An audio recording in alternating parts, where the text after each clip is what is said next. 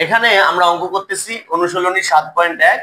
আজকে আলোচনার বিষয় সৃজনশীল 2। a সমান y - 2 / 4 প্লাস 2y - 1 / 3।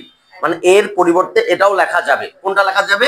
এখান থেকে এতটুকু এর পরিবর্তে লেখা যাবে। কি কথা বোঝা গেছে? এরপর বলেছে b সমান x / 3 প্লাস 5। মানে b এর পরিবর্তে এইটা লেখা যাবে। কি কথা বুঝতে পেরেছো? তো ক নাম্বার প্রশ্নটি কি বলেছে? b সমান x / 2 + 7 হলে x এর মান বের করো। কি হলে? b সমান x / 2 + 7 হলে। তাহলে চলো সমাধান করে নেই। আমরা এখানে লিখি যে সমাধান। কি লিখবো আমরা এখানে? সমাধান। সমাধান কত? ক। সমাধান কত? ক। তো এখানে কি লেখা আছে দেখো, লেখা আছে এখানে। কি লেখা আছে? এখানে b সমান x / 2 + 7। x / আচ্ছা, এখানে b সমান এটা দেওয়া আছে, আবার b এর আবার আরেকটা মান এখানে দেওয়া আছে। তার মানে কি, আমরা এখানে b টার পরিবর্তে এটা লিখতে পারি।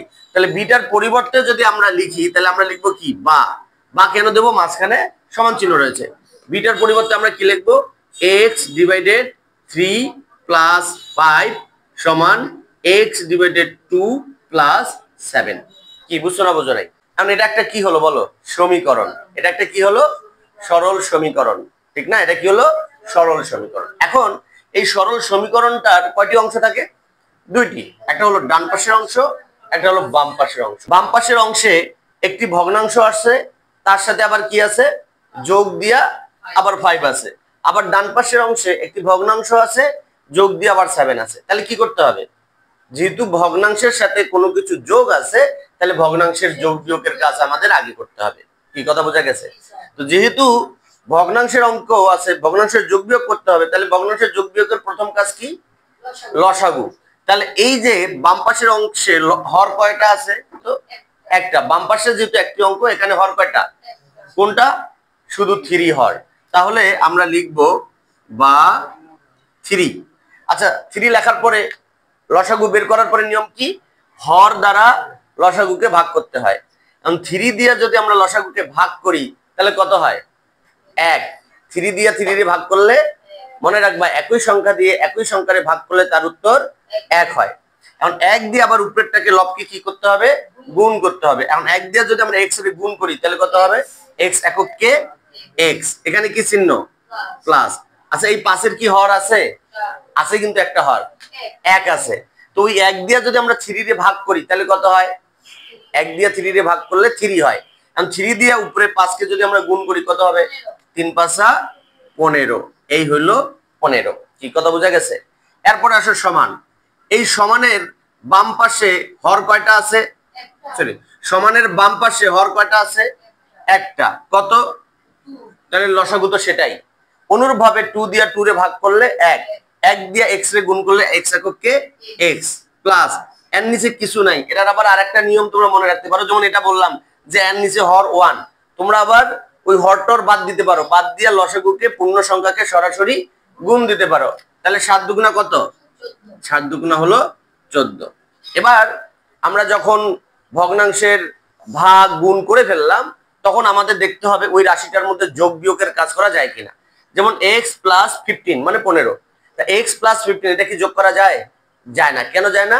কারণ x হলো একটা চলক আর 15 হলো একটা গাণিতিক ধ্রুবক। এটা কখনো যোগ করা যায় না। তাহলে এ পাশেও যোগ করা যায় না, এ পাশেও যোগ করা যায় না। কারণ যোগ করা না গেলে এখানে কয়টি ভগ্নাংশ আছে? এখানে কয়টি ভগ্নাংশ আছে? আমি কি বলেছিলাম? যখন সর্বশেষে এসে বাম পাশে এবং ডান পাশে একটি করে ভগ্নাংশ থাকবে, তখন কি করতে হবে? আড়াআড়ি গুণ করতে হবে। অর্থাৎ এটা দিয়ে এটারে গুণ দিবা, এটা দিয়ে এটারে গুণ দিবা। ঠিক আছে? আড়াআড়ি। তাহলে এখন আমরা গুণটা সরাসরি দিব না, গুণটা আমরা দেখাবো। 2 দিয়ে আমরা এটারে গুণ দেব 2 × x + 15 সমান, আবার 3 দিয়ে এটারে গুণ দেব 3 × x + 14। এখন আমরা কি করব? গুণের কাজ করব। 2 দিয়ে x রে গুণ করলে 2x প্লাস 2 দিয়ে 15 রে গুণ করলে 15 দুগুণা 30 সমান 3 দিয়ে x রে গুণ করলে 3x, 3 দিয়ে 14 রে গুণ করলে 3 × 14 = 42। এখন এটা একটা একবারে সহজ সরল সমীকরণে গঠন হয়ে গেল। ঠিক না? এখন আমাদের এখানে ভুল করলো কে? এই গাণিতিক ধ্রুবক। আর ডান পাশের কে ভুল করলো? 3x। চলো, তো আমাদের প্রথম নিয়মটা হচ্ছে যাদের যাদের এলাকায় তাদের তাদের দিকে পরিবর্তন করে দেওয়া। তাহলে আমরা এখানে লিখবো 2x আর 3x এর সামনে কি চিহ্ন? এ পাশে এসে কি হবে? -3x সমান 42, আর এই 30 এ পাশে এসে কি হবে? -30। এখন এখানে কি হবে? -x কি হবে? যে স্যার -x কিভাবে হবে? কারণ 3x এর সামনে প্লাস, 2x এর সামনে 3x এর সামনে মাইনাস, 2x এর সামনে একটি অঙ্কের সামনে প্লাস এবং একটি অঙ্কের সামনে যদি মাইনাস থাকে তাহলে মাইনাস করতে হয়, আর বড় অঙ্কের সামনে যে চিহ্ন সেই চিহ্ন নামে।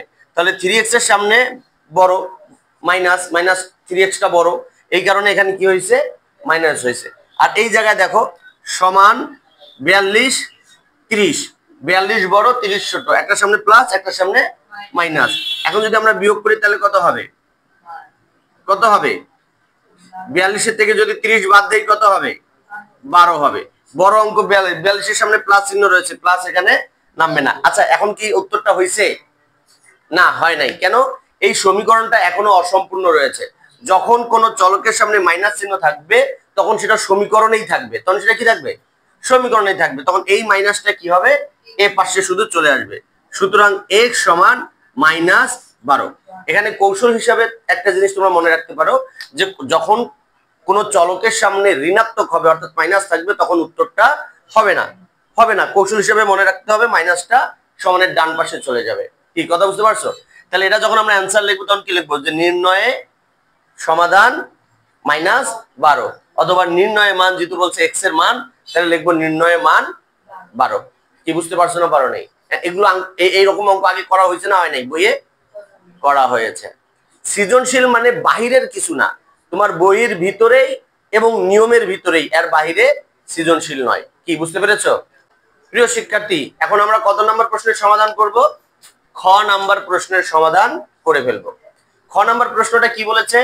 a সমান y-1/3 হলে y এর মান কত? এখানে y এর মান কতটাও লেখা থাকতে পারে, আবার সাইডে লিখতে পারে এর সমাধান নির্ণয় করো, এমনও লেখা থাকতে পারে a সমান y-1/3 হলে এর সমাধান নির্ণয় করো বা এর মূল নির্ণয় করো, এরকমও থাকতে পারে। কি কথা বোঝা গেছে?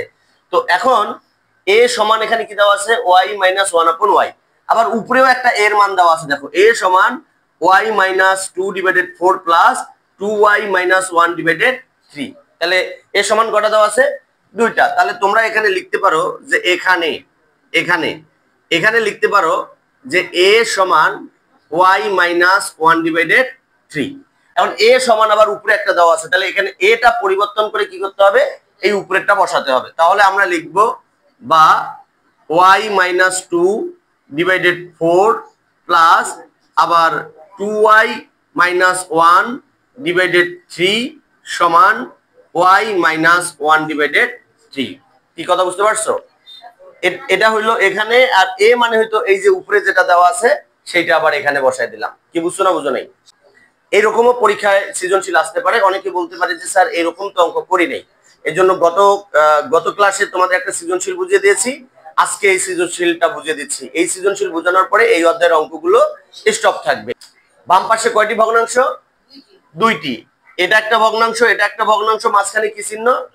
আর এখানে একটা ভগ্নাংশের সাথে আবার কি দেওয়া আছে? পূর্ণ সংখ্যা দিয়ে একটা মাইনাস চলক দেওয়া আছে। তার মানে এখানে ভগ্নাংশের বিয়োগ, এখানে ভগ্নাংশের যোগ। তো ভগ্নাংশের যোগ বিয়োগ করতে হলে কি করতে হয়? হরগুলোর লসাগু করতে হয়। 4 আর 3 এর লসাগু কত হবে? 12, কারণ এটাকে কোনো সাধারণ গুণনীয়ক দ্বারা ভাগ করা যায় না। তাহলে আমরা লিখব বা লসাগু 12। তারপরে লসাগু বের হওয়ার পরে কি হবে? এই 4 দিয়ে 12 রে ভাগ করতে হবে। তো 4 দিয়ে যদি আমরা 12 রে ভাগ করি তাহলে কত হবে? 3 হবে। এই 3 দিয়ে আবার উপরেরটাকে কি করতে হবে? গুণ করতে হবে। তা গুণটা আমরা সরাসরি করব না, এখানে দেখাবো। তাহলে 3 × y-2 প্লাস আবার 3 দিয়ে 12 রে ভাগ করলে কত হয়? 4। তাহলে আমরা লিখবো এখানে 4 × 2y-1। কি ঠিক আছে? তারপরে সমান। এবার দেখো এই ভগ্নাংশের লসাগু কত হবে? 3। কেন? যে ভগ্নাংশের মধ্যে একটা হর আছে তার লসাগু ওটাই হবে। তাহলে আমরা এখানে লসাগু হিসাবে কত লিখবো? 3। তারপরে এই লসাগু দ্বারা এটা পূর্ণ সংখ্যা, তাহলে এটাকে কি করতে হবে, এটাকে সরাসরি গুণ দিতে হবে। তাহলে কি লিখবো আমরা, 3y মাইনাস এই 3 দিয়ে 3 রে ভাগ করলে 1, 1 দিয়ে 1 রে গুণ করলে কত হবে, 1 এককে 1। এরপরে যখন আমরা লসাগু করলাম, ভাগ করলাম, এখন আমাদের কাজ কি, গুণের, শুধু গুণের কাজ আমরা করব এখন। তাহলে আমরা লিখব 12 3y মাইনাস 3 দুগুণা 6 প্লাস 8y মাইনাস 4 সমান এখানে 3y মাইনাস 1। যখন গুণের কাজ করলাম তখন আমাদের যোগ বিয়োগের কাজ করতে হবে। তাহলে আমরা লিখব বা 12 3 আর 8 কত 11, 11y মাইনাস কত 10। যে স্যার মাইনাস 10 কিভাবে হলো, কারণ 6 এর সামনে কি আছে, মাইনাস, 4 এর সামনে কি আছে, মাইনাস। এই যোগ বিয়োগের ক্ষেত্রে এই জিনিসটা মানুষ ভুল করে, একাধিক অঙ্কের সামনে যদি একই চিহ্ন থাকে তাহলে চিহ্ন সেটাই বসে এবং অঙ্ক দুটা যোগ করতে হয়। এরপরে দেখো সমান 3y মাইনাস 1 ডিভাইডেড 3। এখন দেখো এ পাশে একটি ভগ্নাংশ, এ পাশে একটি ভগ্নাংশ, বাম পাশে একটি ভগ্নাংশ, ডান পাশে একটি ভগ্নাংশ। তো বাম পাশে এবং ডান পাশে একটি করে ভগ্নাংশ থাকলে কি করতে হয়, আড়াআড়ি গুণ করতে হয়। তাহলে এখন আমরা এখানে আড়াআড়ি গুণ করব।